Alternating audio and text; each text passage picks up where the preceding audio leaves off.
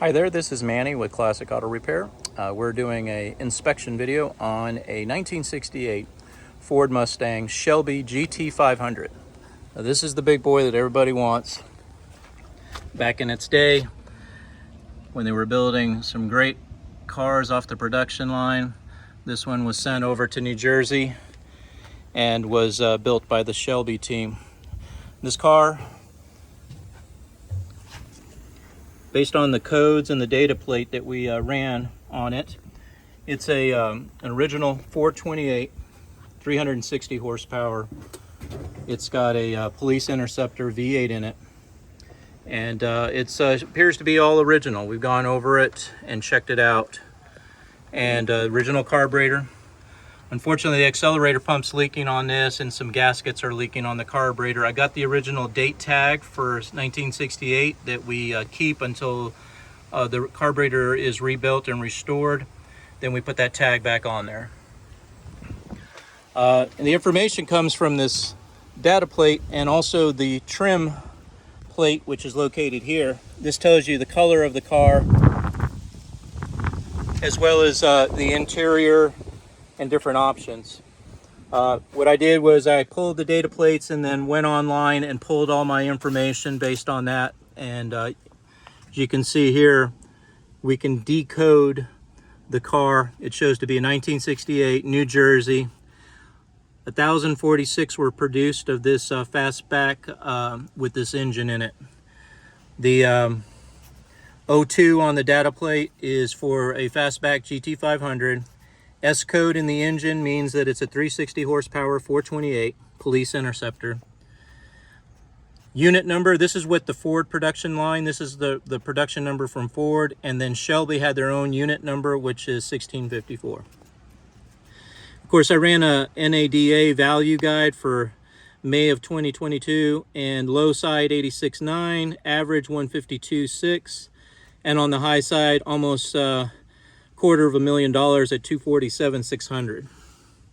The trim plate, which is the one on the door, shows you body color trim, as I said before, and it is a fastback luxury interior with bucket seats. Acapulco blue is D.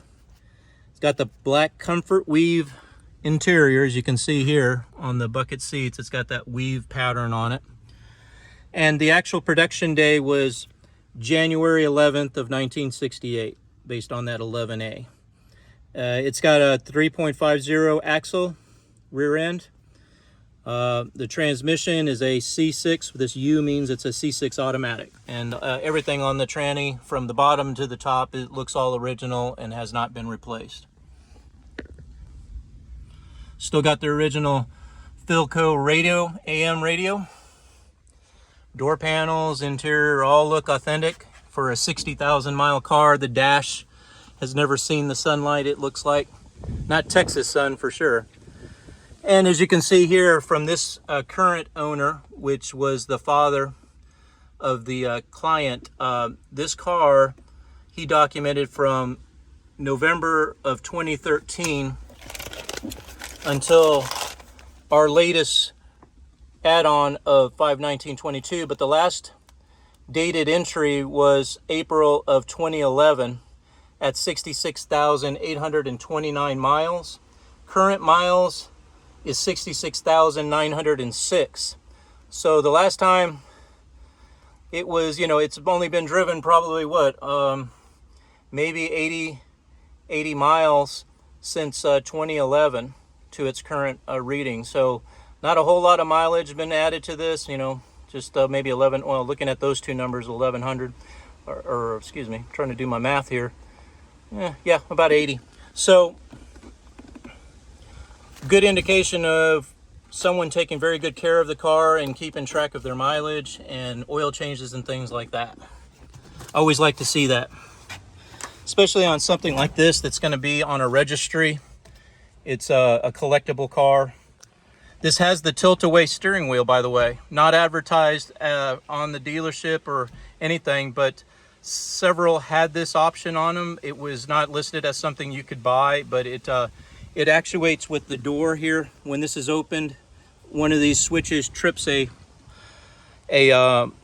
vacuum module, and it allows the steering wheel to tilt.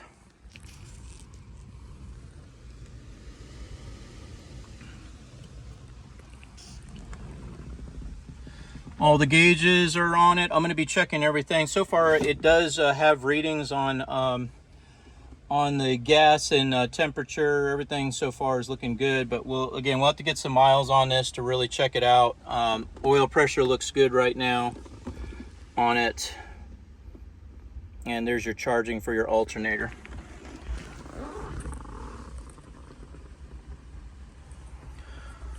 Real nice condition. Car was kept, like I said, indoors. It wasn't exposed to a lot of sun, or otherwise the interior would really be showing the years, as far as the 50 plus years of being around and exposed to the environment. This one has actually been pretty sheltered. You can see the original paint is still there. It has not been repainted from what I can see anywhere. Original door panels. Very rare to see these things in such good condition. These are always just worn out. All of this. And of course you got your fog light switch down there. And we'll check to make sure that's operating. Check everything out. Make sure everything is in good shape. Headliner looks like it's good. No tears. No problems up there. Visors are there. The mirror's showing some signs of wear. It's got some that normal crazing that happens on the mirror where it separates. Might be something we could find an original reproduction. But you got to be careful what you replace on these cars, because it sometimes devalues the car.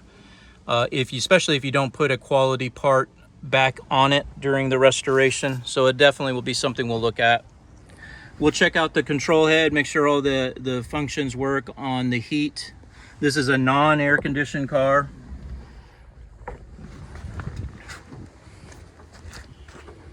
Original fiberglass hood. That's why they moved to New Jersey, was to be closer to the facilities because of the amount of fiberglass on this car. They had to make this at the Shelby company, so they actually branched off and formed 3 different companies for Shelby. One of them in New Jersey to handle these components that needed to be built specifically for this car.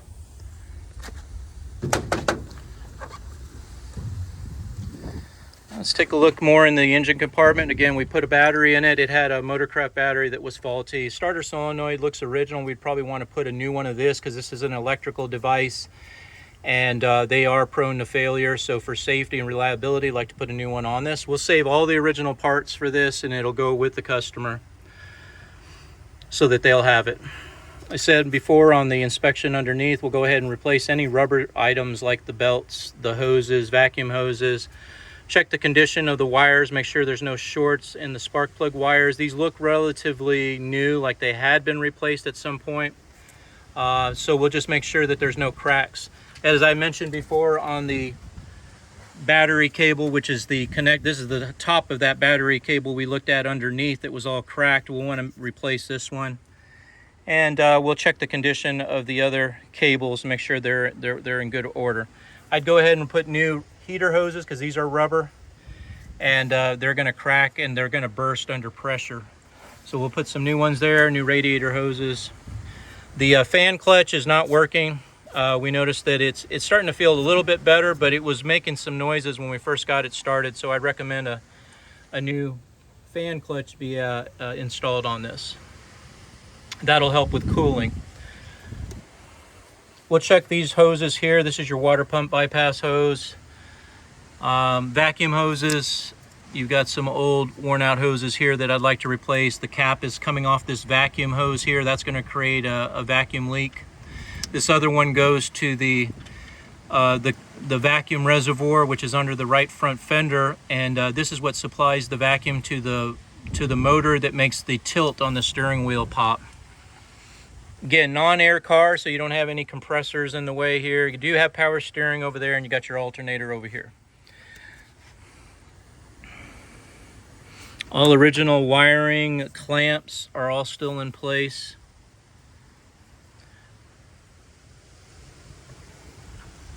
A lot of corrosion on the brake booster. More than likely,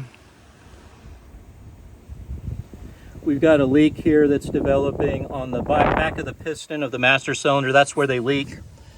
And as I had mentioned before, this reservoir was, one of the chambers was completely empty. So we know we have that leak that we showed you on the bottom video of the front calipers, and the rear wheel cylinders are the reason that this reservoir was empty. So we'll check that out. We'll check the booster to make sure it doesn't have any contamination or damage when we take the master cylinder off. Hopefully it'll be in good shape and the diaphragm's good. If not, we'll have to replace this power brake booster as well. I mentioned the carburetor is going to get rebuilt. It's just got a lot of fuel down here from where it's been leaking, and just from setting in the gasoline, you get that varnish inside, and it plugs up all the jets. So we'll get it completely stripped down and all the parts taken off, and then we'll get it rebuilt. Looks like the original coil, that would be another area for improvement and update. This has been on this car for a long time, and they're prone to failure, so it's always good to be preventative. We'll also be checking inside of the distributor cap. This looks like an original vacuum. This has a piece of rubber in here, 50 years old or more, and it's prone for failure. We like to put a new vacuum advance, and that'll help with performance when you're under acceleration. It'll advance the timing and make this thing really get all the horsepower we can out of it. We'll also check if it has a electronic magnetic pickup, that's a good thing. If it doesn't, I would recommend it. It's just going to make for a more reliable car. It's not going to be driven a lot, so those points will get oxidation and corrosion on them, and they won't let the spark plugs get fire. So by upgrading to a magnetic pickup, they don't fail. They always work, and that's what all new cars have on them. They have magnetic pickups for that pulse that goes to the spark plug. So we'll probably recommend that as well. Shocks are relatively new. The rubber on them is in really good shape, no cracks, so that means they were replaced probably a decade ago, and then because of the condition of this storage of this vehicle, they have not worn out. So voltage regulator down there, the top of the radiator. We'll definitely check inside the radiator, do a pressure test to make sure that there's no leaks or any areas under, Texas heat. You're sitting in traffic, you're going to have an extreme load on this radiator. We want to make sure that it's not going to fail. If that's the case, then we'll try to find an original radiator. That's going to be real hard. I do have a company that can rebuild these radiators. I don't know if you've seen the Barracuda video of the radiator, but we took that to Dallas and completely replaced the cores in it so that the customer could have the original radiator with all the original markings and date codes, everything. And I would say on a car like this, we do exactly the same thing. Not a cheap repair, but to keep the car's authenticity, that's what you're really after. That's what's going to bring the big value on this car, is keeping it as original as possible. As you can see, we have a gas tank on here. That's to get it running and moving, and you can see our wires. This is so that we can bypass any of the car systems that may have failed, so that we can at least get it up and running and listen to the engine, and it does sound really good. So we're looking really good there.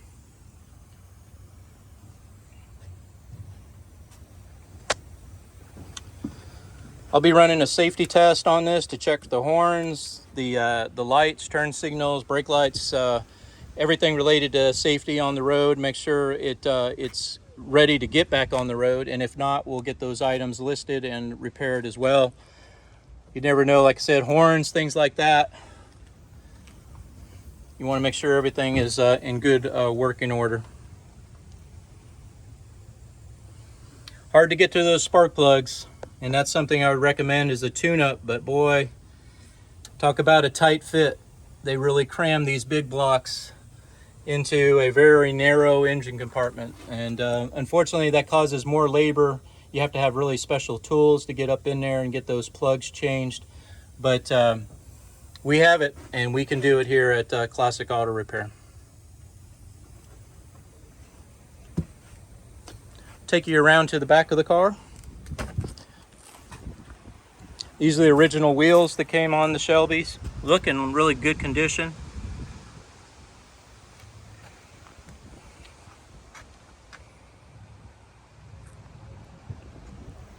Glass is in really good shape. I don't see any cracks or problems with it. The seals, which you never see these in good shape, and they look really nice, almost like new condition. I would put some treatment on this to keep the UV light from affecting it. Got a little bit of wear right here. The cat whiskers on the inside channel are starting to separate. The mirror itself, so it looks really good. Don't see the normal pitting and corrosion that you would see on these. What it really needs is a good polish. Take some metal cleaner and get this all back cleaned up, put some wax on it to protect it. The paint itself is, like I said, looks original to me, and it does show signs of wear where it needs some touch up, but overall it's in a really good shape. We do have some dents on it. I do have a company that can do some dentless paint repair on these cars. There's some quarter panel dents on it, and on the other side there's a few as well. More fiberglass intake scoops for the inside. Really looks cool. Back glass is in good shape. Original molding still all in place. Weather strip is starting to show some signs, but like I said, I think if we can put some treatment on this, it's going to stay in real good shape. It's got the original logos right there, so all original glass. Fiberglass trunk. Again, they put a lot of fiberglass on this car, lighten it up and to give it its own distinct styling. These tail lights, we're going to have to check for operation. They're sequential, which means they blink here, here, and here, the direction that you're turning. So this one will blink here, here, and there, and it has a small little motor inside of the trunk, and it's got these little tabs that it touches and makes each one of these circuits light up. Real primitive design, and they're prone for failure. And this was originally put on a 1965 Thunderbird. This is the same exact tail light housing assembly that's on there, as well as the sequential systems. Really kind of a neat feature.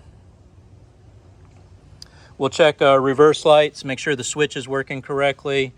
Look for, again, rattles on the exhaust. A little bit of a ding right here on the bumper guard, nothing severe. Fuel smelled a little old, so again, something we're going to definitely have this drained out and checked. But some really nice original trim that's in really good shape. I mean, even the back tail lights, they're in really nice condition. Normally this is all crazed and cracked, and these ones are not. They just need a nice wax and polish and protection from the UV light. Same here, really good shape, very unique clearance lights on these Shelbys. And a small ding right there. Again, you need some touch up and some paint. I would get some paint matched. There's a ding right there that we could work out. If we can get access from the back side of the panel, we'll work this dent out if the customer wants these repaired. And like I said, there's a few dings here and there from probably just being in storage, or again, driving the car for 60,000 miles. Here's another tag on the engine compartment. This is the passenger side tag. Again, a replication of the same number. You want to make sure everything matches. And gives us all of our information, as well as, so you can decipher those codes as well.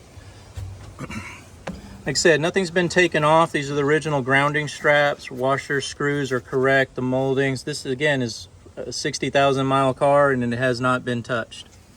I think these bolts are, I'm gonna have to do some research to make sure these are the right way. For Shelby tended to do things a little different, but on regular production Mustangs, the bolt heads, they're flipped the other direction. The bolt head is on the top, and the nut is on the bottom. The valve covers have been off, so it's possible that whoever worked on this did not put them back on right, but again, we'll definitely check to make sure it's authentic. If it is, we'll keep them exactly the way they are.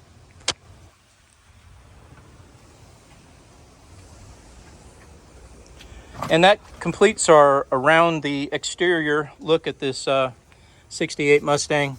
Again, bumpers are original. They just need to be cleaned and waxed. There's some really good chrome underneath all this. The trim is in just really nice shape. No dents, just a small little nicks here and there.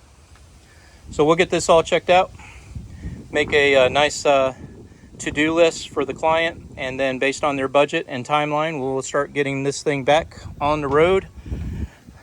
And then at that point, you got to decide whether you want to drive a car that's valued, as you saw in that on that data sheet, on the low side, which based on the mileage, I'd say this is probably an average to above average vehicle here. So, you know, you're talking about 150 to 175, maybe 200,000. A high car is going to be just a perfect car. You don't see a lot of those. Those are in trailers or in museums. But they're out there, and the market just keeps going up because they don't make this car anymore. It was very limited production, as you saw in the numbers, and a very desirable model. Well, thanks for watching Classic Auto Repair. This is Manny. Bye.